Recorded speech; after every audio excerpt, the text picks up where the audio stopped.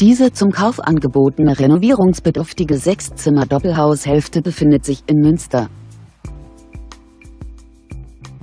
1982 wurde dieses Zwei-Etagenhaus erbaut. Das Gebäude verfügt über einen Garagenparkplatz. Es hat 4 Schlafzimmer, 2 Badezimmer, eine Gästetoilette und einen Keller. Die Ausstattung befindet sich in einem gepflegten Zustand.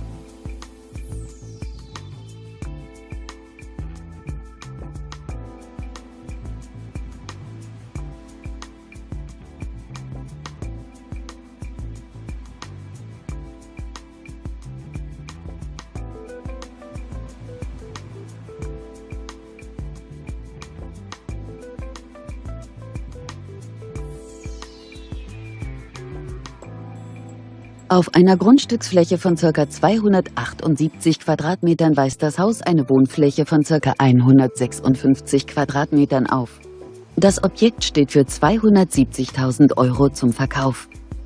Wir freuen uns auf Ihre Anfrage per Telefon oder via Internet.